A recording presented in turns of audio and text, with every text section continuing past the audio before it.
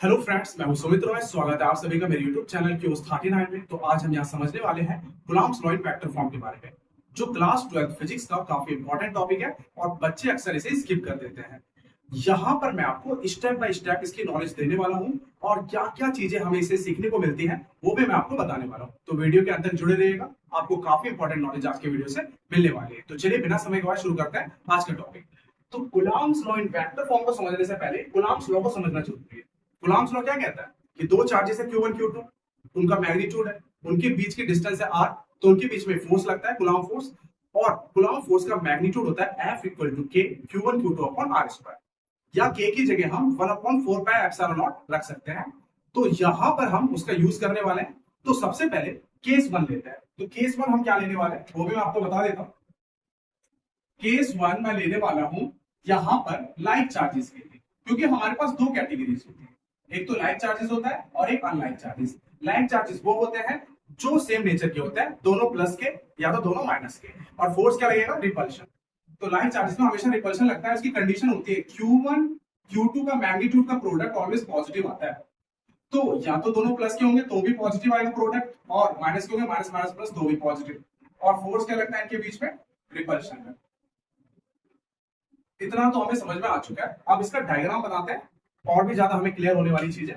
तो डायग्राम बनाने के लिए मैं यहाँ पर 3D सिस्टम में बनाने वाला हूँ। तो ये मैंने कुछ इस तरीके से बना लिया डायग्राम। ये एक्स एक्सिस मान लिया, इसे वाई एक्सिस और इसे जेड एक्सिस मान लिया। एक चार्ज यहाँ पर Q1 है और यहाँ पर Q2। ये पॉइंट P पर है, ये पॉइंट Q पर है। इसकी पोजीशन वेक्टर है आपका R1 और इसका पोजीशन वेक्टर है हमारे पास R2। क्योंकि यहां पर दोनों चार्जेस लाइक चार्जेस है, तो या तो दोनों प्लस के होंगे या तो माइनस के, तो रिपल्शन होगा इनके बीच में। तो रिपल्शन होगा तो दोनों फोर्स बाहर की ओर ये जाएंगे, क्योंकि ये रिपल्शन लग रहा है तो ये इस पे इधर की ओर फोर्स लगाएगा, ये इस पे इधर की ओर। तो ये चार्ज इस पे फोर्स लगाएगा इस डायरेक्शन में, तो ये होगा फोर्स ऑन चार्ज 1/2। सेम ये चार्ज इस पर फोर्स लगाएगा बाहर की ओर, तो ये होगा फोर्स ऑन चार्ज 2/1। अब Q1 से Q2 तक एक पोजीशन वेक्टर हमने ले लिया, और ये पोजीशन वेक्टर है, इसको हमने नाम दिया R1 से लेकर 2 तक। आप R2 से 1 भी ले सकते थे, तो इसमें कोई दिक्कत वाली बात नहीं होगी। तो ये मैंने ले लिया है कुछ इस टाइप से। ये डायग्राम हमें यहां पर क्लियर हो चुका है। ये R1 पोजीशन वेक्टर है Q1 चार्ज का, Q2 चार्ज का R2, और यहां से यहां पर वेक्टर लिया हमने R12, और ये force F12 force on charge 1/2। Repulsion हो रहा है तो बाहर क्यों लगेगा, सेम ये भी। तो यहां तक आपको चीजें समझ में आ गई होगी। अब आते हैं आगे। कुलाम्स लॉ का हम यूज करने वाले हैं, क्योंकि हमें न्यूटन का थर्ड लॉ पता है कि इन दोनों चार्जेस के बीच में जो फोर्स लगेगा वो मैग्नीट्यूड में इक्वल होने वाला है, पर डायरेक्शन में अपोजिट होने वाला है, न्यूटन के थर्ड लॉ से। तो इन दोनों का मैग्नीट्यूड सेम होने वाला है, और हमें पता है किस तरीके से मैग्नीट्यूड निकालते हैं। तो यहां पर कुलाम लॉ का यूज करने वाला हूं मैं। तो F21 ये फोर्स जो है, अब अगर मैं इसकी बस मैग्नीट्यूड की बात करूं तो वेक्टर हटा देते हैं, तो मैग्नीट्यूड क्या होगा, K Q1 Q2 upon R square की जगह मैं इसका मैग्नीट्यूड ले लेता हूं R12 का, तो ये हो जाएगा R12 का मैग्नीट्यूड का स्क्वायर। तो ये आपका जो है ये मॉडुलस का स्क्वायर का मतलब है R12 यहां से यहां तक इसका मैग्नीट्यूड मतलब इसकी डिस्टेंस, तो ये स्क्वायर ले गया। तो ये सिंपल फॉर्मेट है आपका कुलाम्स लॉ। अब मुझे इसे वेक्टर में चेंज करना है, तो वेक्टर में ध्यान से देखिएगा मैं कैसे चेंज करूंगा। F21 ये मैंने वेक्टर लगा दिया। अब F21 की डायरेक्शन ये रही, तो ये वेक्टर बन चुका है। अब मैग्नीट्यूड तो यही रहना चाहिए, पर डायरेक्शन और मिल जाए तो काम बन जाएगा। तो यहां पर हम देखेंगे F21 की डायरेक्शन में R12 भी है, पर इसको मैं यहाँ पे मल्टीप्लाई करके नहीं लिखने वाला हूं, क्योंकि अगर मैंने यहां पर इसे रख दिया तो मैग्नीट्यूड चेंज हो जाएगा। तो मैं इसका यूनिट वेक्टर लेने वाला हूं जिसकी डायरेक्शन F21 की डायरेक्शन में होगी। तो इसकी डायरेक्शन को पाने के लिए मैंने R12 का क्या ले लिया यहाँ पर, यूनिट वेक्टर। तो R12 यूनिट वेक्टर का यूनिट वेक्टर है तो मैग्नीट्यूड 1 होगा, तो मैग्नीट्यूड चेंज नहीं होगा पर डायरेक्शन मिलेगी।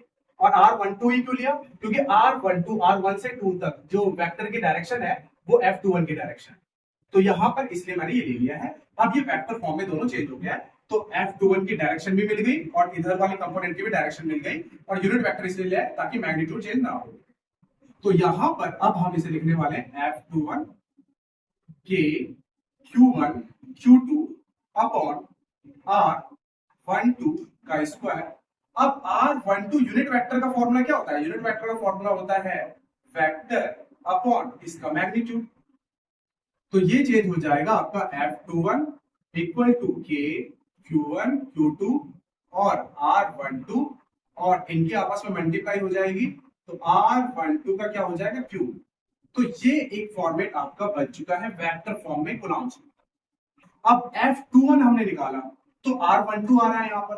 तो सिमेट्री से, बाय सिमेट्री से मैं ये लिख सकता हूं कि F12 अगर मैं निकालूं F12 तो ये आ जाएगा K Q1 Q2 R12 की जगह क्या आ जाएगा R21 का क्यूब और यहां पर आ जाएगा R2 सेम ऐसे।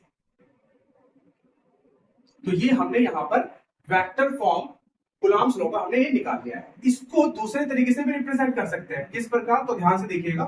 अब यहां पर देखिए ये हम ट्रायंगल ऑफ वेक्टर एडिशन का यूज करने वाले हैं। ये R1 है, ये R12 है, इन दोनों का रिजल्टेंट क्या है R2। तो यहां पर मैं लिख सकता हूं कि R1 में R12 को ऐड करेंगे तो हमें क्या मिलेगा R2। ये प्लस का उधर जाके माइनस का, तो ये आ जाएगा R2 माइनस R1। इसको मान लिया हमने सेकेंड और इसको मान लिया हमने फर्स्ट। तो अगर मैं R12 यहां पर प्लेस कर दूं और यहां पे प्लेस कर दूं तो दूसरा फॉर्म भी आ जाएगा। तो ये आ जाएगा आपका F21 इज इक्वल टू के Q1 Q2। R12 की जगह क्या रख देंगे हम R2 माइनस R1 और नीचे क्या आ जाएगा R12 की जगह मैग्नीट्यूड में या मॉड्यूलस में R2 माइनस R1 का क्यूब। तो ये आपका दूसरा फॉर्म है। ऐसे ही सेम इसको भी लिख सकते हैं F12 इज इक्वल टू के Q1 Q2 और इसको लिख देंगे R1 माइनस R2। बस सबस्क्रिप्ट चेंज कर देना है। तो ये सारा का सारा फॉर्मेट जो है ये आपका बन गया Coulomb's law in vector form. तो ये मैंने गाइस डिराइव कर दिया है Coulomb's law in vector form. पर यहां पर आपको क्या चीजें पता चली? एक चीज यहां पर इंपॉर्टेंट ये है कि अगर रिपल्शन हो रहा है, रिपल्शन, तो यहां सबस्क्रिप्ट में F21 आएगा तो R के साथ 12 आएगा। तो ये याद रखिएगा, जब फोर्स F21 होगा तो R12 आएगा, इसका अपोजिट। और अगर ये अट्रैक्शन लगेगा तो अट्रैक्शन लगेगा तो ये 21 होगा तो ये भी 21 होगा। तो अब अट्रैक्शन के वक्त हमें कुछ नहीं करना है, केस 2 लिखना है सेम टू सेम। मैं आपको बता देता हूं, ध्यान से सुनिएगा, तो आप खुद भी उसे ट्राई कर सकते हैं। तो जब हम यहाँ पे अनलाइक चार्जेस लेंगे तो Q1 इंटू Q2 को लेस देन 0 कर देंगे, यहां हो जाएगा अट्रैक्शन। अब अट्रैक्शन जब होगा तो इसका डायग्राम आपका बनेगा कुछ इस टाइप से। यहां पर मैं आपको बता देता हूं केस 2 में क्या होने वाला है। अगर मैं सिंप्लीफाई करके यहाँ पे डायग्राम बना दूं तो ये अगर Q1 होगा और ये Q2 होगा तो ये तो सेम होने वाला है R1 और ये होने वाला है R2। अब यहां पर जब ये दोनों अनलाइक चार्जेस होंगे तो ये इसको अट्रैक्ट करेगा, ये भी इसको अट्रैक्ट करेगा, तो दोनों फोर्सेस अंदर की ओर लगने वाले हैं। तो ये हो जाएगा फोर्स ऑन 1/2, ये हो जाएगा फोर्स ऑन 2/1।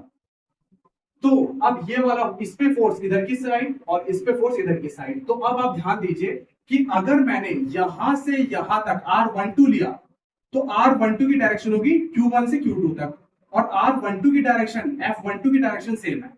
तो यही मैं कहना चाहता हूं, जब आप अनलाइक चार्जेस के लिए डिराइव करेंगे तो यहां अगर 21 है तो यहां पे भी 21 आएगा और यहां पर अगर 12 है तो यहां पे भी 12 आएगा।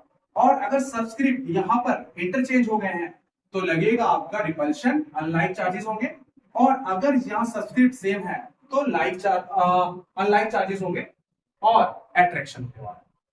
तो कैसा लगा आपको वीडियो अगर आपको समझ में आया है या पसंद आया वेक्टर फॉर्म तो वीडियो को लाइक कीजिए, मेरे चैनल को सब्सक्राइब कीजिए और पेज को फॉलो करना बिल्कुल ना भूलें। मिलते हैं इसी के साथ नेक्स्ट वीडियो में। Thank you so much.